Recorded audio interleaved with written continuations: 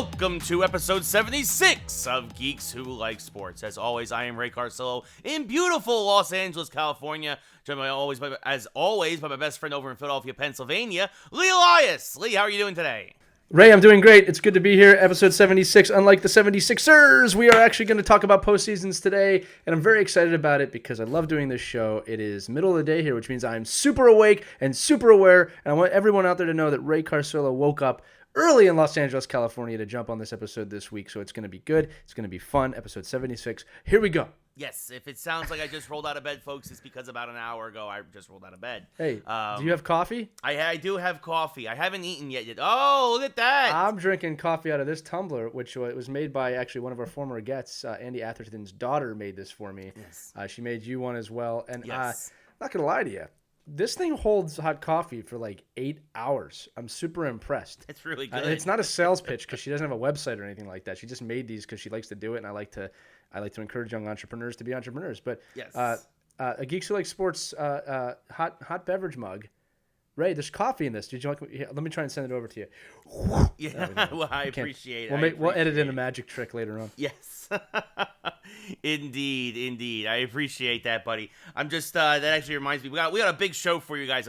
We're still making some last second additions and changes and fun stuff to the outline of our show. We actually do prepare for the show beforehand. So while I try and buy Ray about 15 seconds that he clearly needs, today is Tuesday, September 29th, 2020, to carbon date this episode. Yes.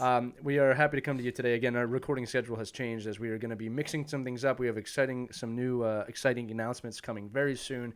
Yes. About our leaderboard segments that will be out soon. But yeah, the main episode for the show now is going to be probably coming out on Thursdays. Yes. As we prep for the NFL season, which is a big part of the sports week, and we didn't want to record during the games or after the games that was inappropriate. So just switching it up a little bit. But with that said, we had the most watched and listened to episodes ever recently, which means our audience continues to grow and you continue to be here, and we are so thankful for that. Ray, you let me know when you've. I'm good. I'm good. I'm just gonna let you go, man. That was great. Well, that's a mistake. All right. All right. No, but seriously though, obviously, if you're a new listener, long-time listener, we're happy to have you as always. We will always thank you every episode because this is your community, and we are happy to be your spokesperson. With that said, I'm going to throw it back over to Los Angeles, California, with Ray Carcillo. You're not the only one who can transition. I can too. Me, you, Geeks Who Like Sports. Yes, we have a huge show for you though, folks. We got tons of playoffs to talk about. Stanley Cup Final is over. Yes. The NBA Finals are about to get underway. Baseball, over, football. It hasn't been recorded yet, but it's over. We know it's over. We'll find out. Exactly. We've got lots of geek stuff. We got some more Microsoft talk. Actually, this was just a coincidence that I'm wearing my Xbox One shirt today, but it's a good coincidence. Also, if you haven't noticed, speaking of changes, I've changed my background. I've moved my camera here. If you're watching the video, I'm in a different part of my living room now. So let me know if you guys like the old look or the new look a little more. Comment below. But yes, we have a big show. We're gonna kick things off though on the TV front. Don't always kick things off on the television front, but a lot of stuff going on in the DC realm. New shows announced and several shows canceled. Specifically, Supergirl has announced that after season 6, they are done. They are pulling the plug. They're going the way of Arrow. You're starting to see now a lot of those early Arrowverse shows are kind of starting to run their course. Also, this is a good transition because they also have the new Superman and Lois Lane show on the way. So it kind of makes sense that Supergirl is going to now pass the baton on to Superman. Obviously, that kind of was spun off of the Supergirl show. Of course, very interesting that this, of course, was done in many ways backwards from the comics. Obviously, Superman came first, and then Supergirl, Superboy, all in, Krypto the Superdog, all came out of that. So it's really interesting how they've done this very seamlessly with the TV shows. But yeah, Supergirl season 6 is the last season. Lee, I'm okay with this. Again, for the reasons mentioned, I think that makes sense not to have 2 super shows on television at once. It makes sense not to have 2 super shows on at once. I like that you said it too, that Supergirl is actually escorting Superman into the forefront. It's been a while since we've had a good Superman TV show. Supergirl will appear in Superman and in any crossover events that they probably do in the future. 6 seasons is a good run. Yes. I don't think there's anything wrong with that. We've talked on this show several times about you can go too far, too long. Flash is still on the air. I mean, that's probably getting to its point too. I mean, the only reason they're keeping Flash around is because of the time travel type stuff. And we don't know what DC is going to be doing with their entertainment on HBO. But if it follows the DC Universe model, it will be much more R-rated and darker. So it's going to be interesting to see what they do also with their multiverse type initiative that we spoke about before, that they're really trying to consolidate now. But 6 seasons a good run. Again, you don't need two super Kryptonite, right. Kent family, Kal-El family. Yeah. No, L family exactly. shows at the same time. It'd kind of be overkill at this point. Like you said, it's not like the character's dying or anything or going away. She'll be somewhere else in the universe. I'm sure they'll come up with a smart explanation for where she's going and why she's kind of in the background now. And it just, it's smart to move on. But you mentioned the HBO shows and HBO Max. And it actually leads us right into our second topic. I teed you up. Yes, absolutely perfectly. And speaking of more R-rated, for those of you who don't know, obviously the new Suicide Squad from James Gunn is around the corner. One of the main characters in that is Peacemaker, played by John Cena. Peacemaker originally, I believe I remember correctly, it was a Charlton comic character that DC acquired in the 70s, along with several others like the second Blue Beetle and things like that. But what they ended up doing was they turned Peacemaker a bit more from a Captain America-like clone into a guy who was obsessed that he would do anything for peace, including kill. So he kind of blends. It's like more of a mix of the Punisher mixed with the Captain America. John Cena is the perfect person to play that. And John Cena is playing Peacemaker in the movie. And they just announced that James Gunn, who will be writing, kind of similar in very much a Jon Favreau kind of way with The Mandalorian, writing it and directing several of the episodes, an 8-episode mini-series or first season, or maybe just one season, one-off, of a Peacemaker prequel series that leads into the Suicide Squad. And I think this is a great way to introduce people to a lesser-known character. Obviously, you got a talent like Cena. He's a big name. He's a brand name. Another project you can get in with him. And again, it's more work for James Gunn. I think it helps cement him and entrench him in DC, who, as they trying to try to pull him more and more away from Marvel, even though he's still going to do Guardians of the Galaxy 3. So I think this is a smart move all around. I don't know if I don't have HBO Max, so I don't know if this will be. I'm kind of waiting for the Snyder Cut, but when that comes out, this might be an extra nice thing to binge watch at that point. Yeah, the Axis Chemicals pot is stirring. That's a little thing for you there, Ray. Look, it's funny because we talked about before how they're trying to jam Suicide Squad down our throats. Mm-hmm. But again, with that said, it seems like they've been making the right moves recently. Obviously, the movie will let us know if we were right or not about that. This is what I think. I think John Cena must have nailed the role in the film, like hardcore. I could totally see him playing Peacemaker well. I love that they want to do an origin story because it is quite an interesting story, and it's very much an anti-Captain America, which could be fun for people. Again, we talk about like the Deadpool type characters, and this is one of them just without the fourth wall break, right? Right. You know what I mean? In terms of it's just the ridiculousness of it, right? It also makes me wonder if he's going to die in the movie because it's a prequel. That's true. So, and that goes on your theory of maybe this is just a one-shot. But again, I'll just say this, and this is completely preemptive. Obviously, we have no idea if this is going to be good or bad, although things that James Gunn does is usually pretty good. DC always works better on television than in film, historically. So I like that they're embracing this. I like that HBO is diving in. We have spoken about this, that HBO getting on board is like Disney getting on board with Marvel. It's a good move all around. And I hope it does well, and I hope it's a character that people can love. But if he ends up dying in the movie, that could be a bit of a misstep if you make a character that people love. It would be funny if they do this and then they have to do reshoots or something like that, which would not be beyond them to do. Right. Yeah. All right. Against Snyder Cut. It's also going to be interesting to see James Gunn because he does have to go film Guardians, but I think they did say that will be the last Guardians of the Galaxy film. I think that's been confirmed. Yeah. So it's going to be interesting to see this, but I think the more things James Gunn does, the better. I think he's outside of I can't ever say his name. The guy who did Ragnarok. Why?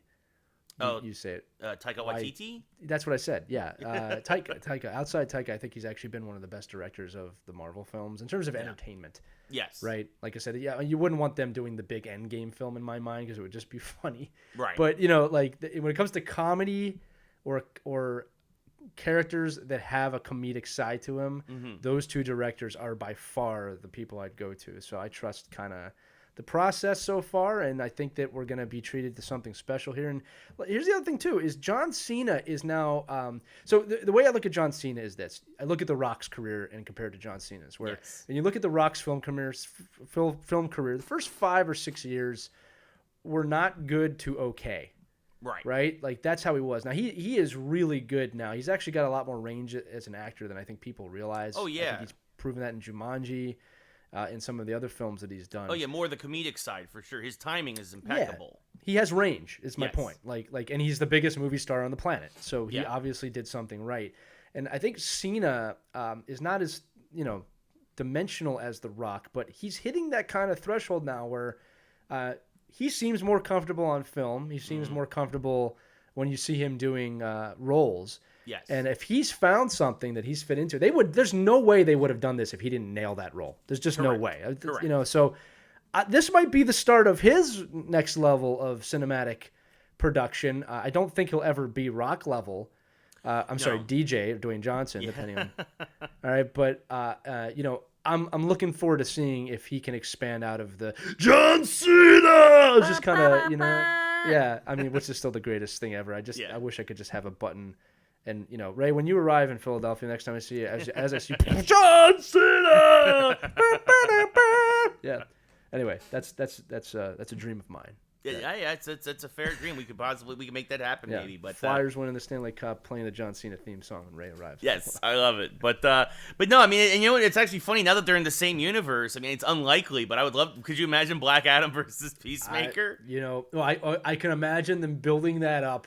And just a lot of fanfare, and they come together, and then Black Adam crushes them. Absolutely, a backhand. Obi-Wan versus Darth Maul 3. Yeah, just ding ding done, and that's exactly what would happen. And John Cena would probably have no problem with that, by the way. No, he would absolutely. He's proven even in wrestling that if it's good for the character or the product, he will accept being squashed. I do want to say this just because you brought up Black Adam, because I'm going to keep reiterating this because I think people forget.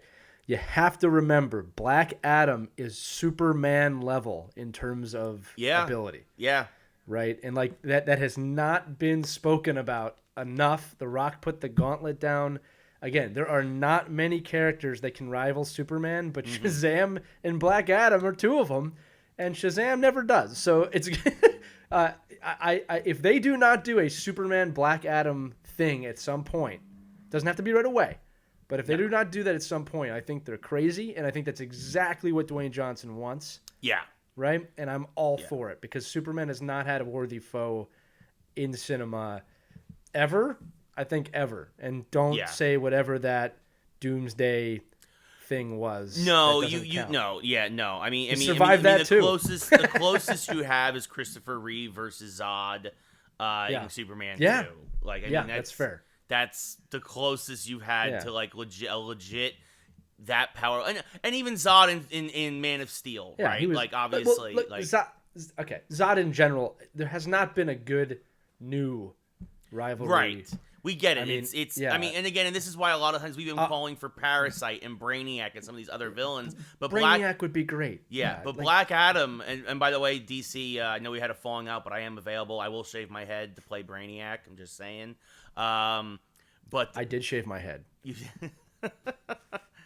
And maybe you could pull it off. I'm more of a Luther, let's be honest. No, exactly. You're more of the new Luther with the bald head and the goatee. For Supergirl, what's his name? John Cryer, right? Sure, I'll take it. Whereas I think I was a villain, I could be the cold, calculating Brainiac who just simply talks in monotone and simply says, "You have no chance, Superman, because I've already calculated all the outcomes of this." We're losing viewers. Sorry. Okay, I'm sorry. All right. Well, look, that's fine. Yeah, but it would be interesting to see. Of course, I mean, again, Black Adam has taken on Superman before in comics and in video games and in animated films, and it's always just raise raised Shazam to that level. Yeah. Because that's the level they're on. Like I said, and the comics have never really done that well either. Like, because Shazam's a funny character, but he has the same power as Superman. He's the same character. Yeah, he's very similar, exactly. And it's just, you have, again, from Fawcett Comics, another character that DC acquired and tried to rework into the universe. But I mean, we know Superman and Shazam, even in the comics, are actually very good friends, because obviously Shazam looks up to Superman in that very mentorly way and as a hero. There's something there. And you know it in the universe too. When Superman obviously was Henry Cavill, it's just the torso walking into the cafeteria at the end of the first movie. Spoiler alert, Easter egg. But obviously he's been in touch with the League, or at least in touch with Superman. Like, it makes sense that there would be some sort of a crossover at some point with these characters. I like the idea, and before we get too off on target, I would love the idea of Shazam looking up to Superman, and then Black Adam, a member of his family, kind of, coming over and the struggle of Shazam between Superman and Black Adam. By the way, Black Adam, a character that a lot of people would probably lean towards right now in terms of the world, or a character that people would probably understand a bit more. The difference between Thanos and Black Adam, and I don't think it's unfair to actually compare those two characters now I'm thinking about it, is that Black Adam doesn't want to kill half the people in the universe. Yeah. He just wants justice. Yeah. And he believes in truth, justice. That's about it. And that's about it. He stops short. That's the difference. You gotta remember when Black Adam came around, there was no America. Yeah. You gotta remember he's a 1,000-year-old being. Like, he's been kept alive obviously by the power of his. You know what? Now that we're talking about it, this is an obvious greatest villain of all time type situation here, or anti-villain. Because we basically just Thanos and Apocalypse together makes Black Adam, which is that's not a small kind of comparison, and I'm not wrong. You're not far off, no. Right? Yeah. So, like, Black Adam is their opportunity, and there's no way, I'm going to shut up about this right now, but there's no way Dwayne Johnson takes that role without him saying to them, I want Superman. Yeah, that he wants to go for the big guns, yeah. Yeah. No, and exactly, man, and that's the thing, is that it is a character that has that ability. It's just like you said, he's never had the ambition to be a world conqueror or a world destroyer. He literally just wants, like, everybody to leave him the heck alone, and him and his people alone. Like, that's all he wants. Imagine that. It's a villain we haven't seen before. It would be great. I gotta stop saying villain. Like, maybe that's what Batman v Superman should have been. Yeah, well, I mean, that's a good point. I mean, he's more of an especially in more recent times, he's more of an anti-hero. Wait, do we know the name of his mother? Not off the top of my head, no. Okay, that's probably a good thing. As long as it's not Martha, we probably win in this one. I think we'll be okay. Yeah, it's not Martha. I do not think Martha was very common in ancient Egypt. Gotta save Martha! Who's Martha? Batman. Why'd you say that name? Shut up, Batman. Who's Martha? So real quick, I want to mention, we're going to want to jump very quick and just get your thoughts on something. Adding a new topic here in the middle of the rundown, middle of the show. Go for it. I'm ready. Speaking of Henry Cavill, it just came out that he announced that he would very much like to be the next James Bond. Yes, all for it.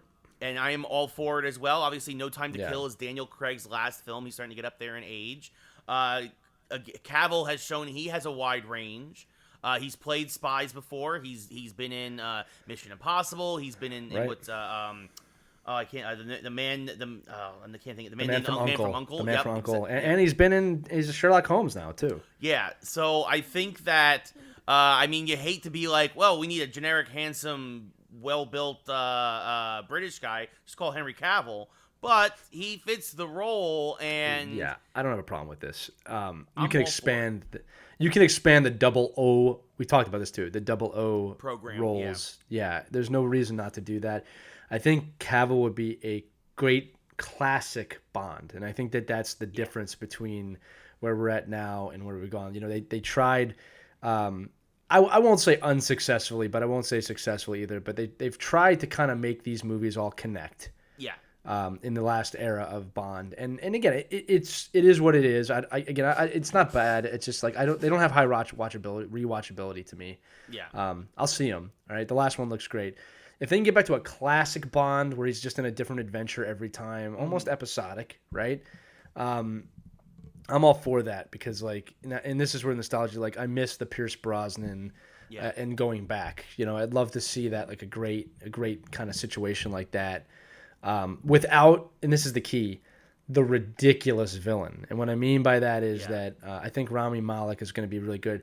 All you need to distinct a Bond villain is some feature about their body. Right. That's what makes them a Bond villain. But you can make a really great story surrounding this. That's why, and again, I'm going to sound super cliche, but that's why like GoldenEye was so good. Dr. No was so good. You think about the best Bond films, it's because the villain is really good. Yes. Right? All right. That's a lot of properties too, right? Where like the hero can, well, it's always that. Yeah. Right? Because I don't think Bond is incredibly hard to play. You know what I mean? Like Bond is kind of emotionless and it's just smooth and sexy and that's it. The villain's really what makes it a great film. A villain who's obsessed with something, whether it's wealth or power or whatever, world domination in their own way. I mean, even in what is it? The World Is Not Enough, right? The news mogul and everything. Like, right. It's like, and they already tackled like in this last series too, like going against the 00 program or going against MI6. Like they seem to do that every generation. But give me a good classic Bond villain with a really good story that, you know, I think what makes a good villain, Ray, is when the audience can kind of, but not fully sympathize. Yeah. Right? Like, that's why Thanos is so great. The audience is kind of like, I get where you're coming from. Wouldn't murder half the people in the galaxy, but I get it. Like, that's what makes a good villain, right? Yeah, no, for sure. Exactly. I mean, even, you know, Goldfinger, who, of course, to me is my favorite Bond villain with his henchman Odd Job. And he's like, do you expect me to talk, Goldfinger? No, Mr. Bond. I expect you to die. You know? Right? And like, it's like nobody talks about Moonraker. There's a reason for that. Yeah, but you know what? But even that, but you know what? I'll say this: Moonraker had a good villain too. The problem was is that so people don't realize that Bond is very much a mirror of the times it's in. A lot of the Bonds carry that. You know, you look at the early '60s with Sean Connery, and it kind of started to get more campy as it went along, as that period transgressed, and then he handed off to Roger Moore, who of course reveled in the campiness of the late '60s, early '70s. They started talking about, and in Moonraker, one of his last films, of course, you're talking about the space race, you're talking about all this other stuff. So they were trying to be timely with it. Then you get Dalton in the 80s, where it's all about drugs and drug dealers and the cartel. Some of those were good, though. Like License to Kill. License to Kill was really well done. For sure. You know what I mean? For sure. And then again, talking about License to Kill, again, a movie where he bucks against the 00 program. He said, you know, he's like, they take away he goes rogue in a way to get revenge for his buddy Felix. And then in the 90s, much more generic action film in a way with Brosnan. Right, where, you know, you had the plots and everything, you had the good villains, but it was much more actiony. And then then you had the nostalgia too, like, and with the first film, like they didn't have that moving forward, but like the brilliance of GoldenEye was the rehashing of the Soviet Union after it fell. Yeah, and like that gave just a really great familiarity to the character. The movies after that just weren't. They never stacked up. The Brosnan movies went on a steady decline for sure. As them too, they tried to be more timely and talking about like the news media and things like that. With you know, and then of course, and then Daniel Craig, kind of in the Batman Begins, you know, darker, more realistic sense of things. Was that, you know, that was the grittiness of the aughts, right? The 2000s where. It was that felt like that was that era of what they were trying to do. They're like, oh, work for Batman, it can work for James Bond, and it's like, well, if they're gonna do this, if they're gonna follow your logic, then franchising is the next thing they would do. And what I think that means is that, like we just said a minute ago, you're gonna expand the 00 program. You're gonna have other people in there. Maybe it becomes more of a team than just Bond, which is very anti-Bond. So we'll see what happens. There's also the Making Bond the Villain type film, which that's what Mission Impossible does so well, is making Ethan Hunt the bad guy, or seem like the bad guy. But look, the question was Henry Cavill as James Bond. I don't think there's a more qualified candidate. That's my opinion. I will say this. I think Idris Elba would have been a great Bond, but that ship has sailed.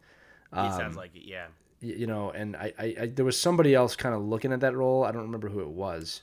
There's still a few people. I mean, they haven't announced yet, so there's obviously lots of people in consideration. Cavill's the obvious. But to me, it's his role. If he wants it, I think you give it to him. Yeah, I could totally see him pulling that off. Yeah. But speaking of franchising, like you mentioned, by the way, that means we could possibly get James Bond Jr. finally. That would work for me. Yeah. James Bond Jr.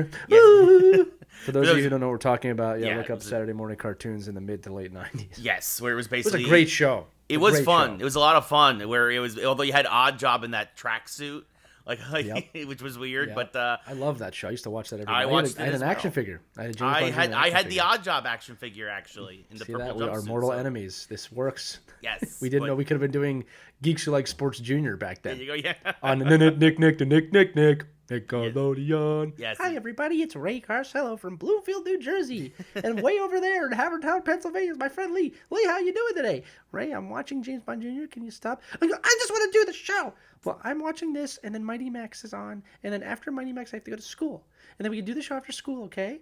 Nobody likes us. They will. Okay, speaking of losing viewers and stuff. Whatever, you all loved it and you know it. Yeah. But yeah, no, for those of you who know, James Bond Jr. was actually James Bond's nephew because, of course, he would never have a son in terms of the character. But, of course, that also insinuate that he had a sibling. So, anyway, there was a lot of plot holes. It was a Saturday morning cartoon. Yeah. It was meant to sell action figures, folks. It was. It worked. It was fine. Yeah, again, me and Lee had action figures of it, so... But moving on from television into the world of video games, and speaking of obviously Cavill and DC and Warner Brothers and stuff, something that we've talked about and mentioned a few times on the show in the past few weeks has been the Warner Brothers Interactive Entertainment has been well publicized that it is on the chopping block, that AT&T is looking to sell its video game division similar to what Disney did, and instead license out a lot of these products and a lot of these things to different companies instead. Like obviously EA makes Star Wars games now for Disney, although Disney is looking to bring back LucasArts, but that's a whole other thing for another time. One day. Yes, but what people are starting to speculate now is that, and I hope I say this correct, Satya Nadella, the CEO of Microsoft, after their blockbuster acquisition last week of Bethesda, and this is a big, we're going to get into a bigger topic as a whole from this, is that he went on the record and said, he's like, oh, we're not done.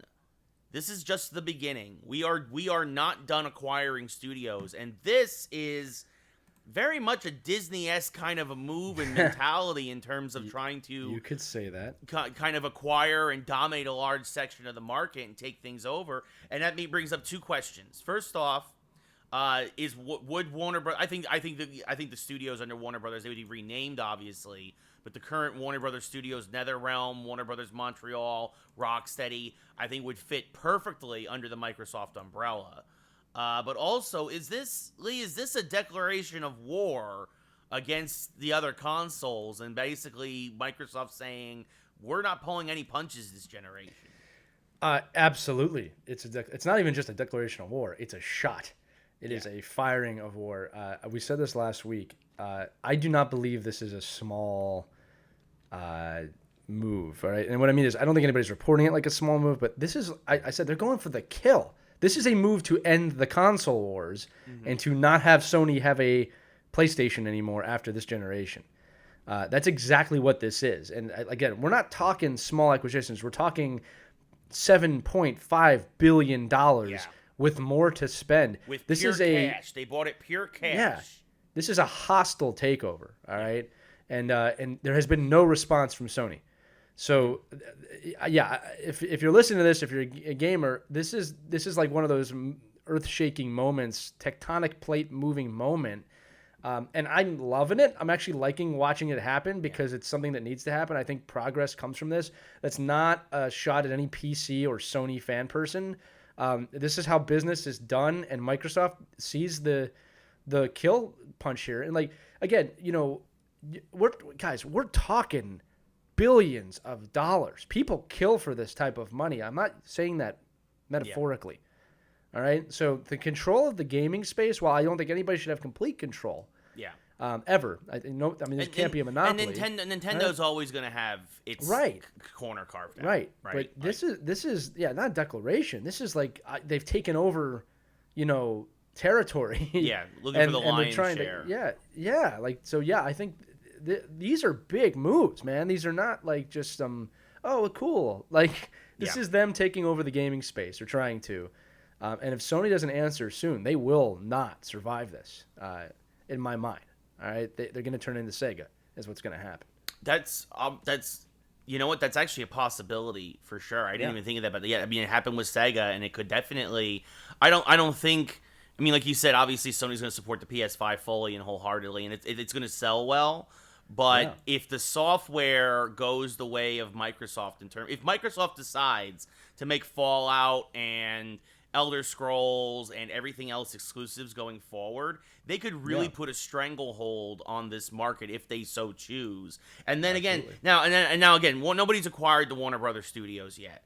But if I'm Sony, I'm looking to try and get as much cash together possibly to get in on this deal, to try and get this or whatever, to try and answer. Because if Microsoft acquires these studios, it's a huge boon for them.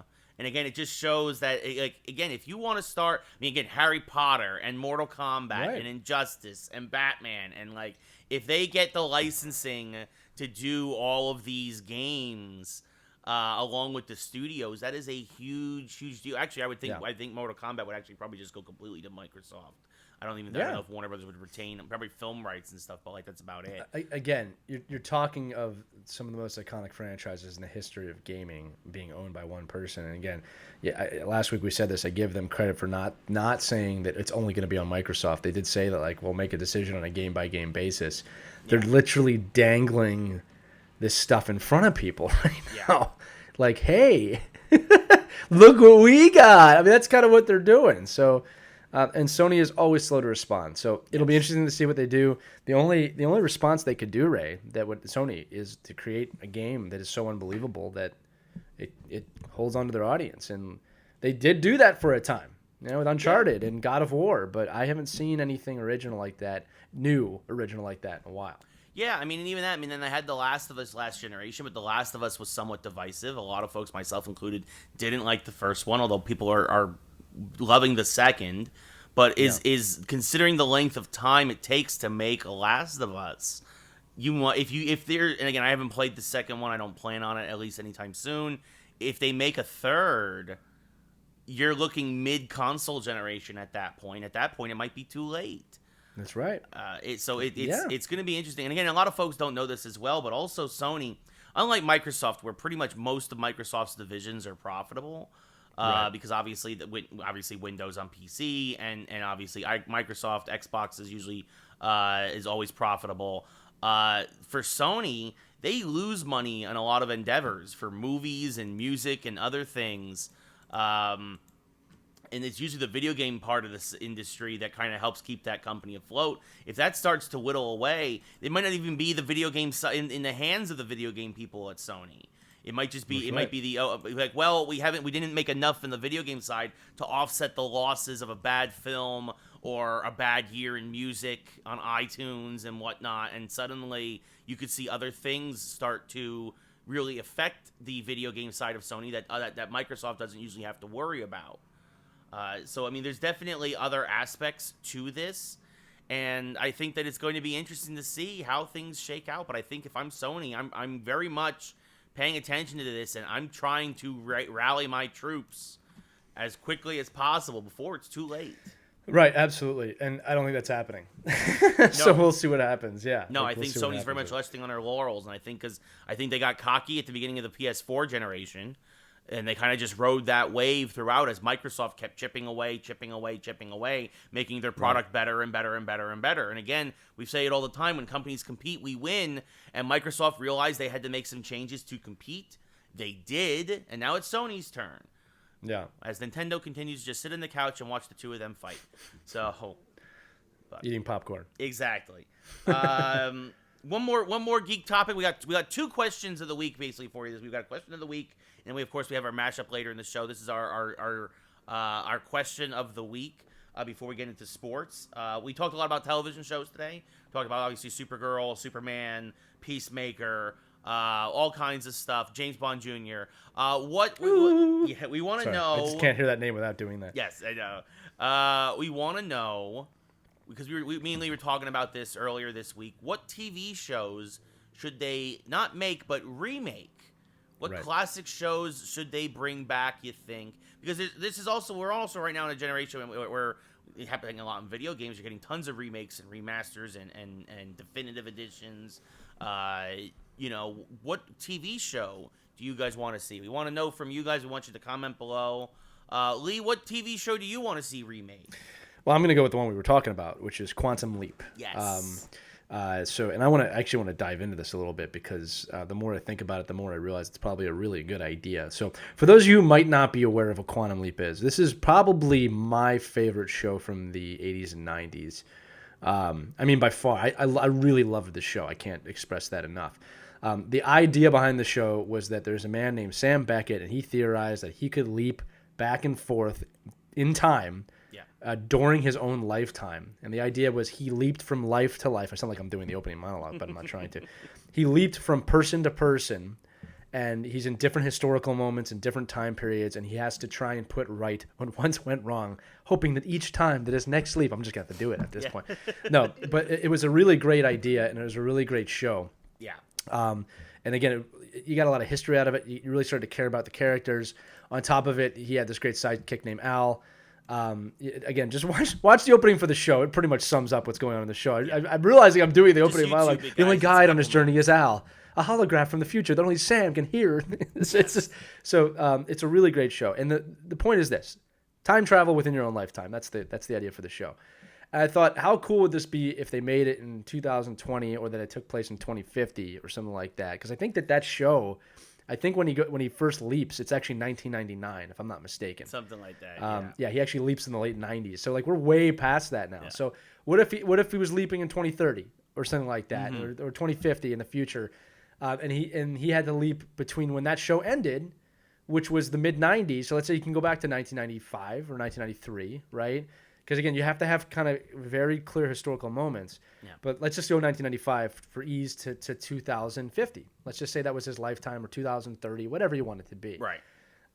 You could leap back to some horrible moments in history. You could leap back to some good moments. You could deal with the 90s, the 2000s, 2010s, the 20s. That show dealt with things like Vietnam and the JFK assassination. Yeah. And like some really deep things, and you really get ingrained in these characters. Yeah. And then like again, I don't want to talk about all the bad times, but there's a lot of fun moments you could go back to from now through the 90s and have that show succeed. I think you could even get Scott Bakula involved. I was about to say, so the show kind of ended, and again, folks, spoiler, it's been 25 years. The show ended kind of open-endedly. And again, if you look at the history, this was because they weren't sure they were going to get renewed for season 7, so they kind of wrote an open-ended ending, and it kind of, obviously, didn't get renewed. And the idea was that basically, Beckett basically fixes Al's life, the last thing, so that Al ends up with the love of his life, and he kind of learns, and it's kind of hinted at that he learned he could always leap home if he really truly wanted to, and he can control where he's going now too. Kind of that they insinuate that at the end, right? Exactly. He's deciding where he's leaping. But the thing is that he's so altruistic and wants to keep helping people that he continues to just keep doing the leaps. What if he just brought the show back and Scott Bakula has been leaping this whole time? Right. And he's just like, well, and maybe, or you do a continuation where it's like, you know what? I'm old and tired. I'm going to leap home now. And or for some reason, we're leading up to that, I'll tell you this, Ray, that this is how much of a effect this show had on me. I remember the last episode airing, and I remember I recorded it on VHS, and I remember for some reason I was watching it, but I don't think I could finish it before going to bed that night, or I was really tired. And I remember I woke up early, it was a school day, to watch the end, and I think I watched the last 10 minutes.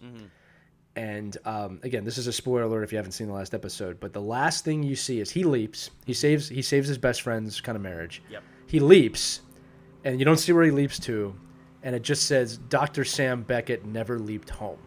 Right. And I was devastated. Yeah. I was devastated at that ending.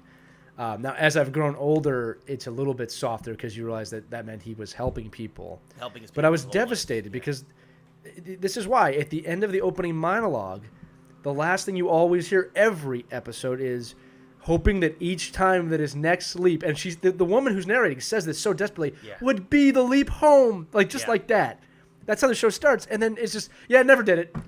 I was just like, oh, Yeah. I remember being devastated that whole day. Like I remember, I can tell you right now, visually sitting in my classroom in 3rd grade, thinking how devastated I was with that. Yeah. And it's never been mended outside the comic books, and they did do books and stuff like that. This had a pretty big expanded universe for those of you who don't know. Like again, this was at the same level as Star Trek when it was airing. I'll put it that way. Yeah. So I would love to see this show come back. I would love to see Sam Beckett involved. I'm sorry. Scott Bakula. Scott Bakula, yeah, and even Dean Stockwell, who played Al in some way. Yeah. That would be great. But a show that was very dear to my heart growing up that would totally work. It's the same reason I say that they should never remake Back to the Future ever. But you could make a time travel movie that's very similar today where, like I said, Marty goes back from 1985 to 1955. If you did that today, right? Yeah. The equivalent would be going from 2020 to 1990. Yeah. Like you'd already have eclipsed Back to the Future.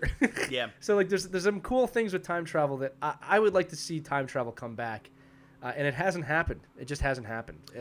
What's the last time travel movie you saw that was really notable? Right? Yeah. Like we could use some time travel right now. It's the nostalgia of a different time period. There's not many movies made about the 90s, to be fair, anymore. That's true. Which was a really great decade when you really think about it.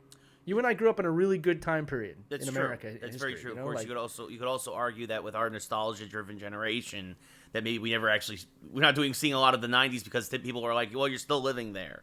So, in some ways, okay. Look, I'm again, without getting too deep into this, if you look at the history of America, the entire history of 1776 on, there's no denying that from 1982, 83. Till 2001, not that there were not bad things that happened during that time, but it was a pretty peaceful period overall in American history. Overall. All right? Yeah. Overall, right? I'm not talking race. I'm not talking anything specific right now in terms of just the way the world was. Again, a lot of bad things happened during that time, but you compare it to 2001 to 2020, it's not comparable. Yeah, no, exactly. I think a lot of us would rather have the previous 19 years than 19 years before the 19 years that we've had previously now. Like, right. So, and I will also fully admit that we were young and that there was a rose-colored glasses for sure. Well, I was going to say that we were very ignorant at that time period as a country to the world around us, and we were woken up to that obviously in 2001. But you know what I'm trying to say, we were complacent is the word I'm trying to say. Yeah, right? I agree. And again, like you said, there was a lot of there were tragedies, there were a lot of things that happened in the world, but it not going to get into it, but things definitely changed after 2001. And I guess guys, I'm not saying I wish I could go back. That's not something that's in reality. But I'm saying we wish we could make movies where we could go back because we can do that and I can handle it. Yes. Okay? Yes. Like Bill and Ted's the only time travel movie. I just realized this that we've had. Yeah. There you go. And it was fun. There you go. And ridiculous. All right? Quantum Leap, come back, please. Speaking of things that have changed since 2001, the Tampa Bay Lightning have won 2 Stanley Cups since 2001. Transitioning for me. Thank you. Yes, including the big one is last night. We are recording this after Game 6 of this year's Stanley Cup Final. The playoffs have concluded. Your 2020 Stanley Cup champions are the Tampa Bay Lightning. They're second in history. Stamkos, even though he only got to play one period, which of course he scored a goal, but he was hurt. He was obviously very banged up, and he did the best he could. And lifting the cup though from Gary Bettman was a great sight to see. Victor Hedman, of course, was the Conn Smythe winner. Not really surprised. The only guys to score more in a playoffs as a defenseman are 2 guys you might have heard of named Paul Coffey and Brian Leetch. That's pretty good company. So good on him. I know some folks were talking about, I think it was Braden Coburn was also up for it, but I'm very glad they went with Hedman on that one. Nikita Kucherov could have won it easily. Yes, no, for sure. But if I was voting, I probably would have gone with Hedman.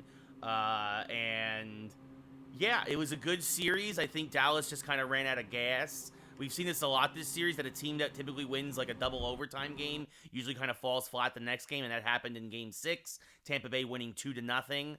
And yeah, I think Tampa just wanted it more. And Lee, to your credit, you said it at the beginning of the playoffs, they were your dark horse team, and your dark horse team came through, and the Tampa Bay Lightning are now 2-time Stanley Cup champions.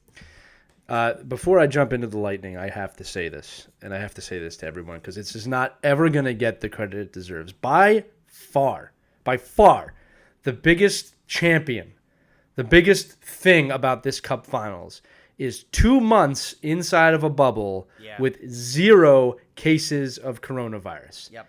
I'm going to say this again. The NHL will never get the credit it deserves for what is really an impossible task when you think about it. There's no way, if you ask me when they went in, that they wouldn't have 1 case.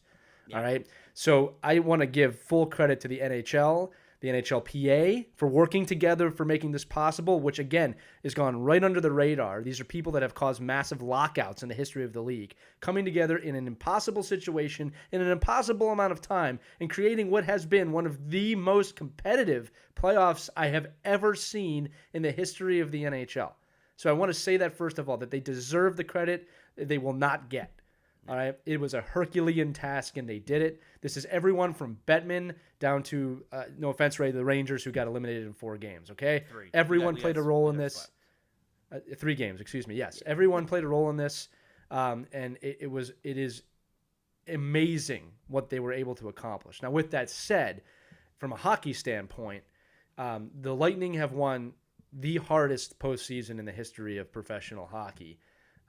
By everyone's opinion. No one's denying them that. From the qualification round all the way through the Cup Final, no family, no friends, no fans. Yeah. All right? Just the team in a situation where these people have kids. Some of them are injured. There's the constant threat of the virus. They're getting tested every single day. We talked to Mark Friedman about that. It was relentless. Yep. All right? And they went the distance and won. A year after being swept by the Columbus Blue Jackets. And they didn't just win this year outside of dramatic fashion. They went to a 5 overtime game, against Columbus in the first round. They won every single round except the Cup Final in overtime. Yeah. All right? I mean, they went the distance. It is another great comeback story. It's a great team. Steven Stamkos, who I believe has a torn core or abdomen, magically comes back for 3 minutes, scores a goal, comes back to lift the cup. Yeah, this has been an amazing playoff year. And, you know, I know the people who listen to the show are probably hockey fans, but, you know, we're living in a time, again, I've said this before, we don't need ESPN. We don't need mass media to be on top of the game because it's a niche type thing now where you can get it.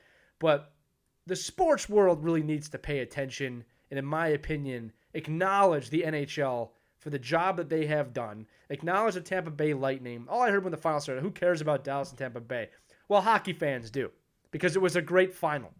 All right? These are 2 great teams. Great storylines. Coming from a situation where at one point we had 5 games a day. Right? Yeah. This was amazing, and all I want to say is obviously congratulations to the Tampa Bay Lightning on winning the Stanley Cup in impossible odds. And I want to thank the NHL, the NHLPA, and the NHL community, that includes the fan base, for making this something completely special. At the end of the day, we were incredibly fortunate to even have hockey, to have a postseason in the manner that we did. And you could say that about all the sports. However, every sport has had confirmed cases of coronavirus or massive amounts of strife or something. Keeping in mind, too, I even forgot to mention that the NHL handled a lot of the unrest, the civil unrest well, created a Hockey Diversity Alliance. They took steps to better their game during this time. Yeah. Right?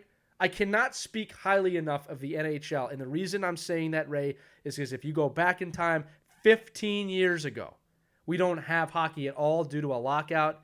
And now, in my opinion, they have championed an impossible situation that thus shows how strong professional hockey has become as an entity. And again, will not get its due. It will not get its recognition.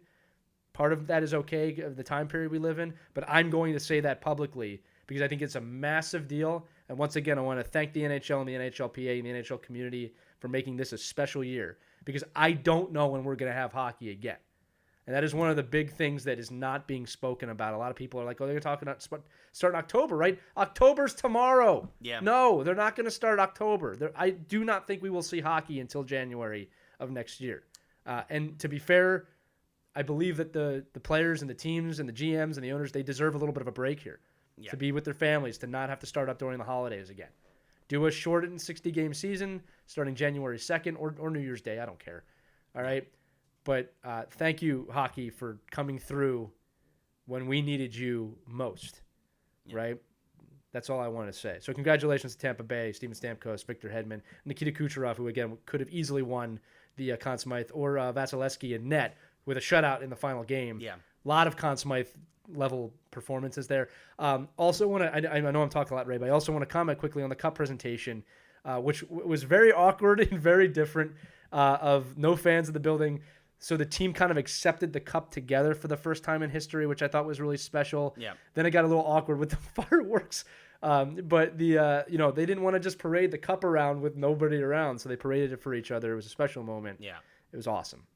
Yeah, no, it was good, and like you mentioned, probably January. It'd be interesting if they did the outdoor game still on New Year's Day, and that kicked off the season now. That would be fine. That'd be great. You know, you do it. I don't think they will because there won't be fans, but yeah, no, that's true. That's very true. Yeah, you probably won't have an outdoor game. It's in Carolina, so you never.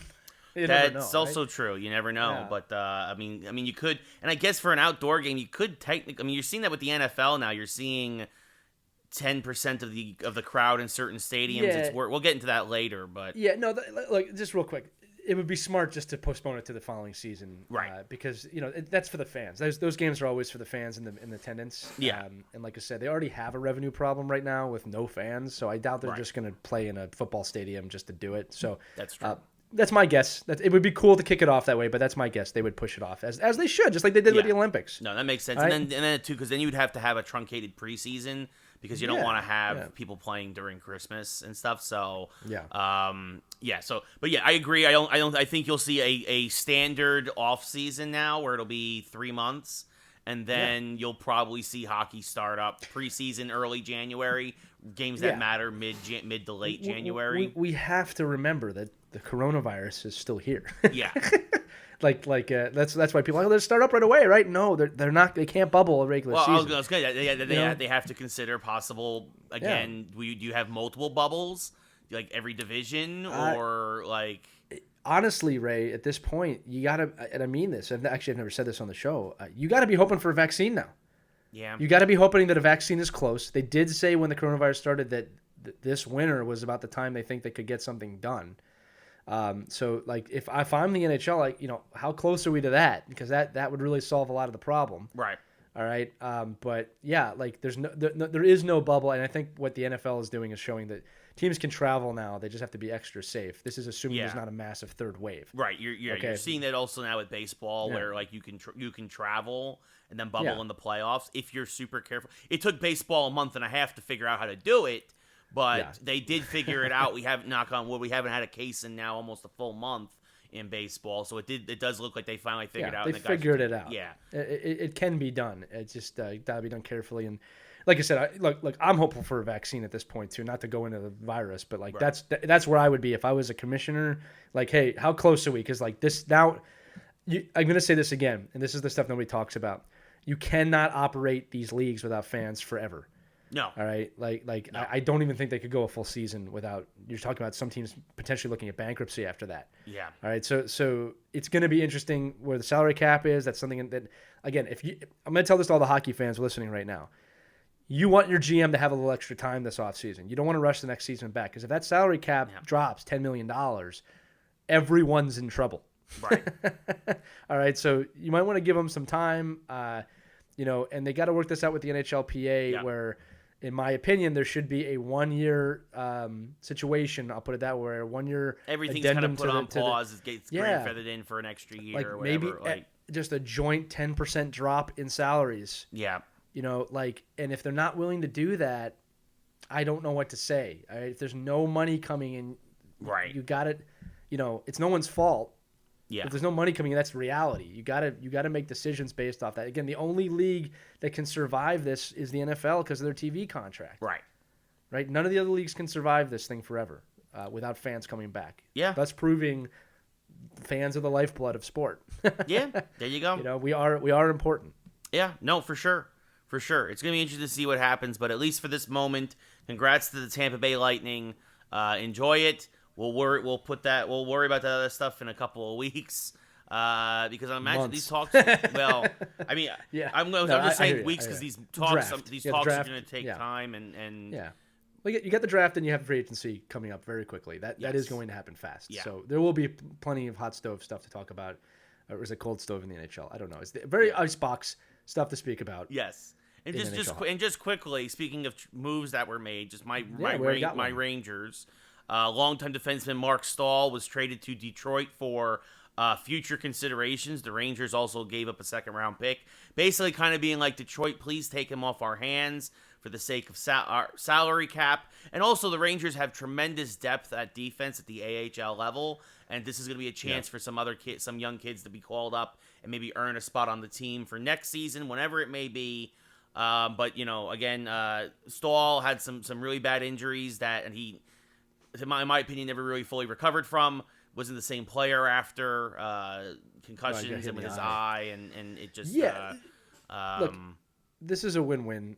First off, something people don't talk about in the NHL is he's going from one original six team to another. Original six teams have a deeper connection to the game in terms of fan bases, and I'm not talking about passion for their team. It's just playing in an original six city is a little different than playing in Phoenix or playing in even Philadelphia in a lot of ways. He'll be a great leader for a team that desperately needs leadership right now. I can't believe I'm saying this, but it's actually tough to watch Detroit be as bad as they are. Yeah. It's amazing how quickly a team can fall from grace. 10 years ago, this is a dynasty. This is a team that is known as one of the best teams in league history to being the worst team in the league. So it's a win-win for them. The Rangers needed to move him on. Keeping in mind, too, there is no minor league hockey right now. So for AHL players, I commend them. They're going to get the experience they need. Not to mention, the Rangers are going to be damn good next year. And they want some young blood, and it's a win for everybody. And I want to give the Rangers fans and the Rangers organization credit for sending him off the right way. There was nothing but respect there, which is to get that from New York, especially the Rangers, is a big deal. Not every player gets that when they leave. Yeah. He's another one of those guys who I wish could have won a cup with us, but yes, not just for winning the cup, but because there's a lot of guys who in the past you pull for that guy. The past 10 to 15 years, to see again from the mid 2000s where the Rangers were basically irrelevant to their rise on the back of Lundqvist and guys like Girardi and McDonough and Staal and for a period Jágr was there obviously as the wily old veteran and some of your guys won the cup last night, buddy. Yeah, congrats to Ryan McDonough on winning the cup. Speaking of Ryan McDonough, right? For a small period until JT Miller got moved to Vancouver, Tampa Bay was called Rangers South because we sent a lot of folks down there from Martin St. Louis. Had a few Flyers there too last night. Yeah, so I understand former Flyers. Yeah. So it, but yeah, So it's gonna be interesting to see as it is a new era of Ranger hockey. As again, Lundqvist is gonna be passing the torch to Shesterkin. Obviously Panarin, Zibanejad, first round draft pick. The future is bright. Doesn't mean you can't be a little sad for guys who probably aren't going to win the cup. You are about to see, and I've been alluding to this for years, you are about to see the transition happen in the Metropolitan Division that we've been waiting for, where, and this is not meant in any insult, but the Penguins and the Capitals are going to start to be on their downslope if they're not. Well, they're already on it. Yeah. And teams like the Flyers, the Rangers, the Islanders are about to become the new powerhouse of that division. Yeah. Well, once again, right like they were at one point, Yeah, it's actually a really good point. It's cyclical, But this is happening. This is absolutely happening. And like I said, there are other teams that could have been in that conversation. But if you don't think the Flyers, Islanders, and Rangers are going to be the top three here moving forward, you're crazy. No, for sure. That's not just because of my fandom. It's just on paper. And Carolina is going to continue to be pesky because they are. Yeah. But absolutely. But yeah, no, it's gonna be fun coming up in the next coming years. But yeah, so that does it for hockey. Moving on, the other sport that's playoffs are going on right now. I'm sorry, buddy. I'm sorry. We had to at some point. At some point, we had to move on. I like hockey. I know you like hockey. Some would say I love it. You got a whole channel dedicated to hockey. This is true. I feel better now. So we got to move on now to the NBA playoffs. The final has been set after last night, or 2 nights ago. The Heat beat the Celtics to be Heat versus Lakers. This is actually a really good story. Nobody expected Miami, but them two, they kind of rebuilt. Nope. Credit to Spoelstra, their coach, who it was easy for him to win with guys like Bosh and LeBron and D. Wade. But now aside from Jimmy Butler, he's really kind of taken this team to a whole new level, and it's good for him as a coach. Obviously, the Lakers though are an absolute powerhouse. I'm calling it now. Lakers in 5.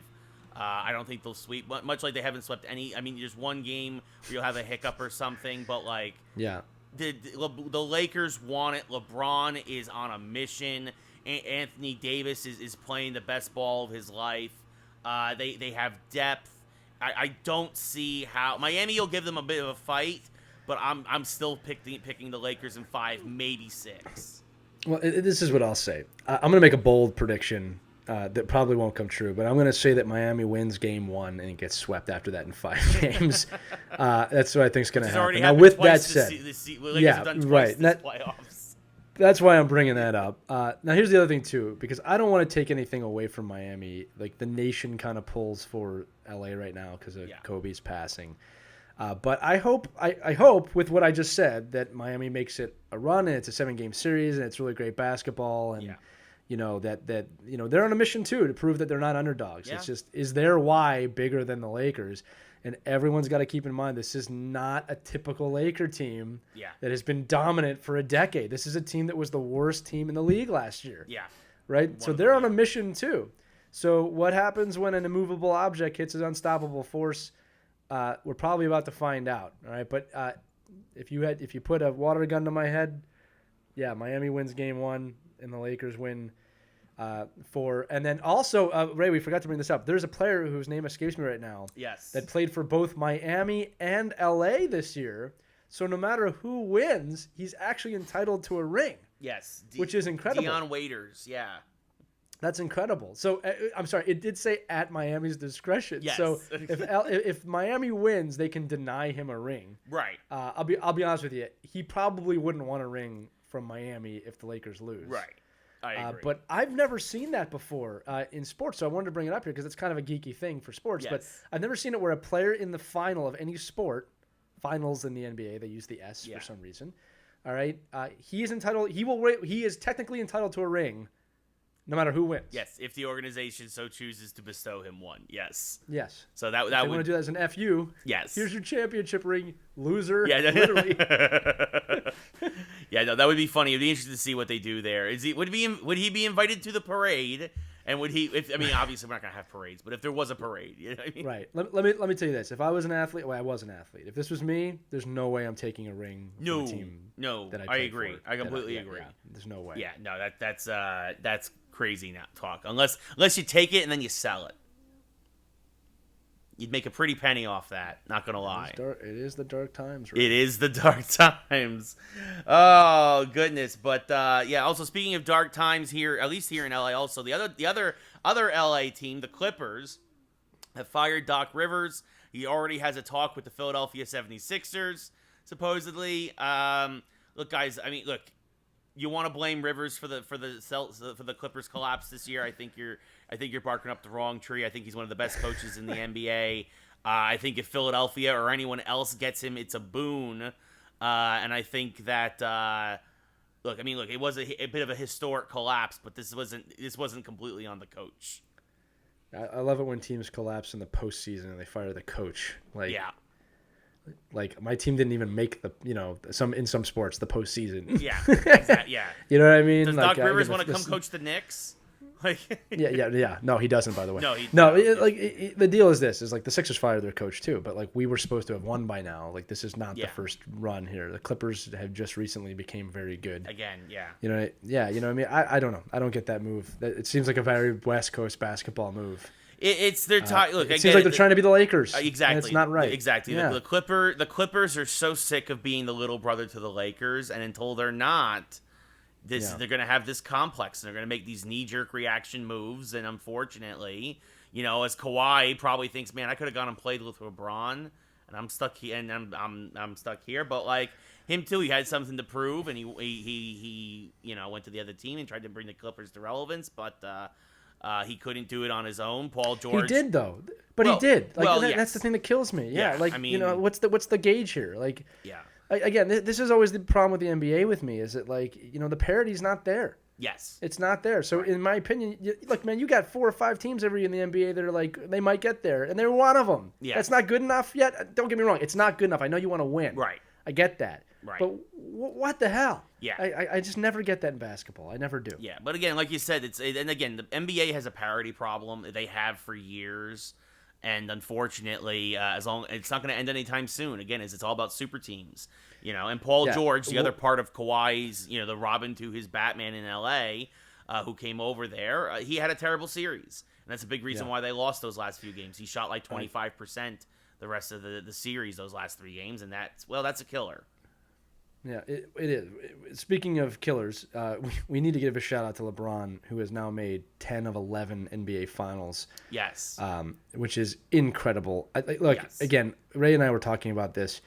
There's always going to be the debate: Kobe, Jordan, LeBron, and there's other names in that conversation. Obviously. Right, Russell, Bird, all Magic. Right. Yeah. Kareem. 10 finals in 11 years is incredible. And I know he hasn't won all of them. He hasn't won most of them. But we are now approaching that. You are becoming one of the best of all time, guaranteed, which he's probably been there for a while, but there's been debate. Yeah. And what I was talking to Ray about is he's also approaching the point in his career. He's in his mid-30s.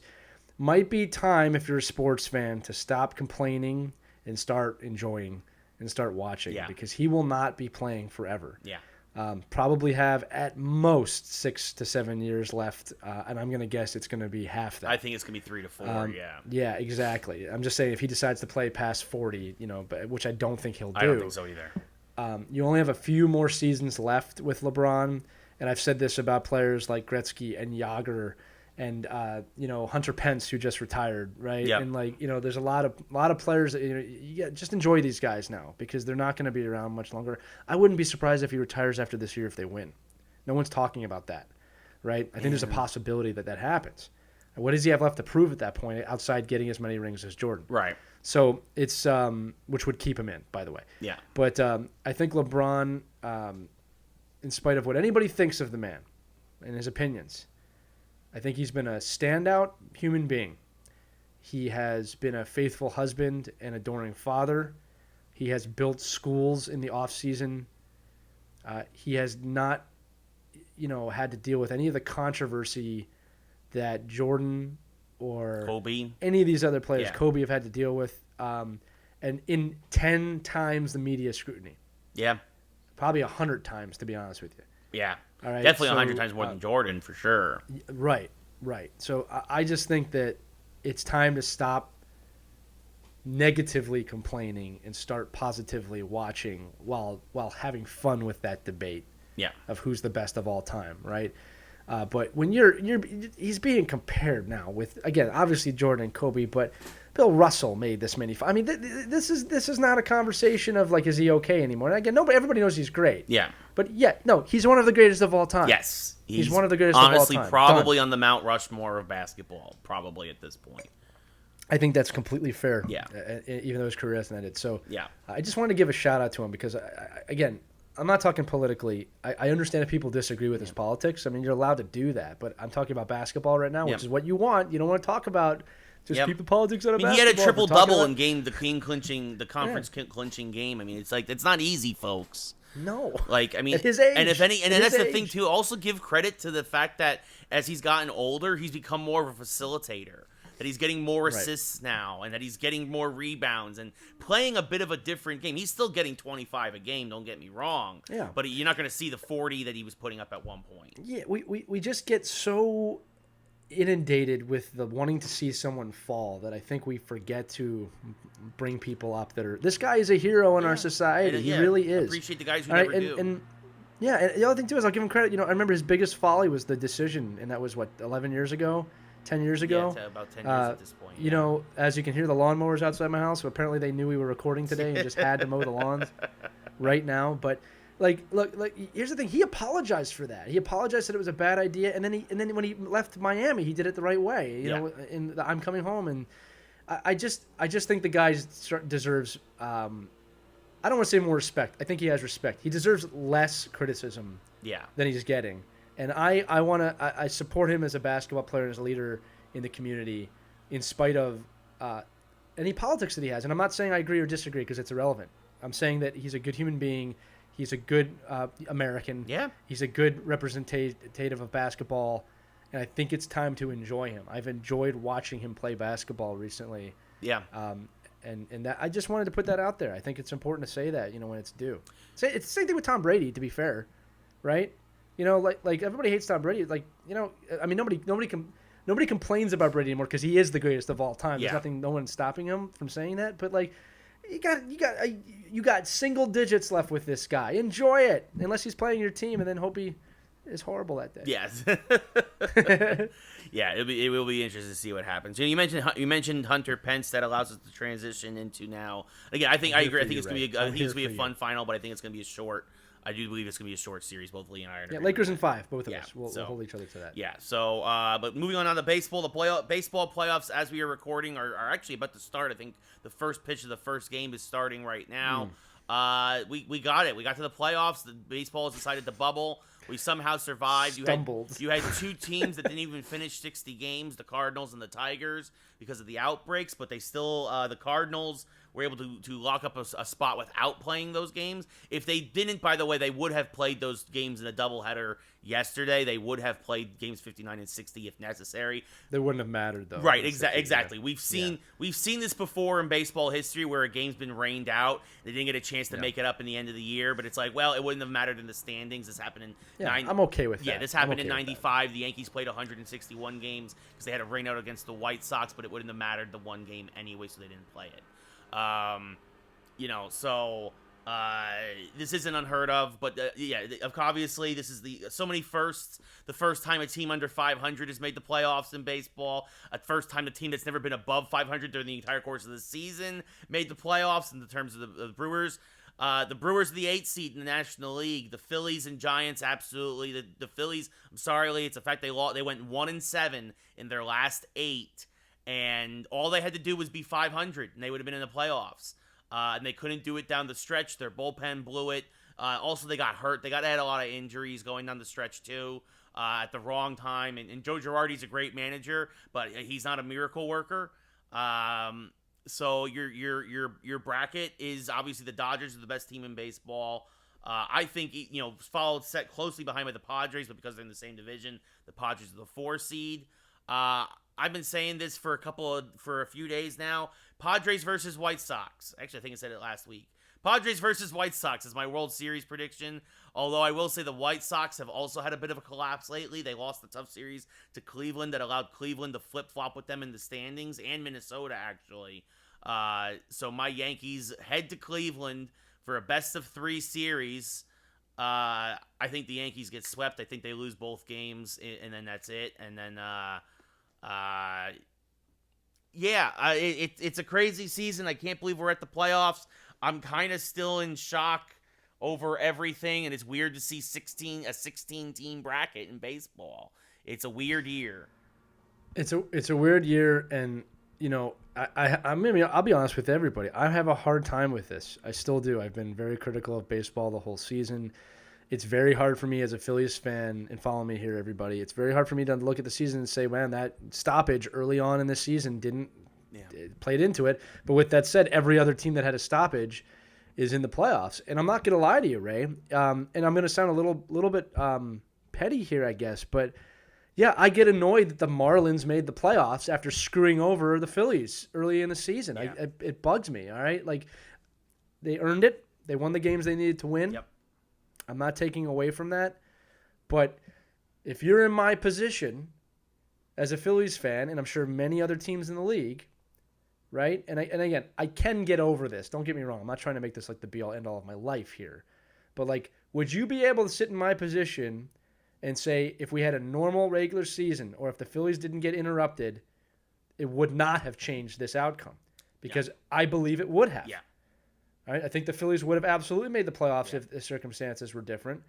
I'm not taking anything away from the teams that made it. Yeah. But this goes back to the integrity of the game. Okay? And it was not there this season. It's disappointing to me that my team didn't make it. There are some changes that need to be made in the front office. It's not good enough, to be fair, with the team that we have. Yeah. Can't do anything about injuries. Okay? But even after last season, we've had some problems with that. Yeah. Well, Yankees all right? do.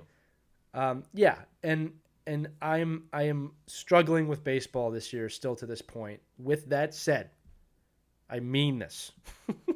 I wish baseball nothing but a clean, safe, COVID-free postseason with a great baseball for the fans of baseball. I'm not against baseball. Yeah. I'm just against baseball owners and commissioners. Yeah, no, right? yeah, it's the higher ups in baseball. And they really messed. It's going to be tough. I was expecting my team to be there, and the Marlins are there, and the Cardinals are there, and it's like, to be fair, and we actually talked about this briefly. The Cardinals, and it might have played to their advantage once they came back from their 2-week break. Had to play. I think it was 8 doubleheaders in 2 weeks, but that might have played into their advantage because they won. They won on a tear. And they won a lot of games. And I mean, they ended up getting, I think it was a 5 seed or whatever. Yeah. And they won the games they had to play, but possibly playing all those games in a short period of time and playing every day they might have gotten into a rhythm. They got into mid-season, what we call mid-season form, pretty very quickly. Yeah, and now here's the thing too. If your bats are hot, you want to keep hitting. Yep. And then you're hitting 6-7 times a day, 8 times a day, 9 times a day. In a time period you don't have any distractions, that could really play to your favor. I mean, we didn't think about it like that. We thought it would exhaust them. Yeah. But the truth is it didn't, and they're playing in colder months. I mean, there's a lot of things that happen here. And again, it just at the opposite end of this integrity thing, that's also impressive to me. Yeah. That the Cardinals were able to do this. I will tell you this, Ranky. I will tell you this, Ray. I have a little bit more. I'm not going to call you Ranky. Don't worry. A little more hope for the Yankees than you do. I think they're actually going to go a little deeper in the postseason. I hope so, but I don't think so. Yeah, I know. I know the way they've been playing hasn't been inspiring you, but I have a feeling something's going to change there. And I do not think they're going to get swept in this series. But we'll see. Again, enjoy your NHL postseason, MLB fans. Yes. Again, just a quick analysis. I think Cleveland has better pitching. Their starting rotation, even after giving up Clevenger to San Diego, they have a 3-headed monster that is just awesome in Bieber and Plesac and Carrasco. And I just think that after Cole, and you hope Tanaka can turn it on like he has the past several years in the playoffs, right. The Yankees don't have a legit number 3. Jay Happ is not the guy. Debbie Garcia is a rookie. You don't know what you get out of him. Jordan Montgomery has shown flashes of that, but him too, he's been hit or miss as he's coming back from Tommy John surgery. And of course, James Paxton, Big Maple, piece of garbage, is hurt as usual. As I like to call him, piece of Canadian crap. But not that I don't like Canada. I'm just saying that he's from Canada and he's crappy, so that's what I call him. Because he's garbage. He's been garbage in pinstripes, and he's a free agent at the end of the year. And I'm telling you right now, at first I thought they were going to re-sign somebody, but now I'm pretty confident that they let Tanaka, Happ, and Paxton, they let all 3 of them walk because they're all free agents at the end of the year. That's how bad they've been as Yankees starting pitchers. They might, if they re-sign anybody, I hope they re-sign Tanaka. Again, if he has a good playoffs, they might win him. They might win him over to a short-term contract again. Yeah, if you win that round, yeah. But no, I do not care at all about. Well, I win either way here because if they lose, you were just right, and if they win, I get to rip you about saying they were going to lose. So I am a winner of this postseason. My postseason is hoping the Yankees win the World Series so that I can trash you somehow by being wrong. That's the thing. I'm happy to be wrong if that's the outcome. Oh yes, don't get too far ahead. We have to talk about the Giants too. Yeah, I know. But yeah, I mean, and look, it's gonna be a tough bracket. Teams that the Yankees have struggled against. By the way, also as we're talking about this, Josh Donaldson, even though the Twins were able to jump up to the 2 seed, Josh Donaldson, of course, superstar third baseman, he is hurt. He will not be on the Twins in the first round of the playoffs, this wild card round, which in a best of 3 series could be huge.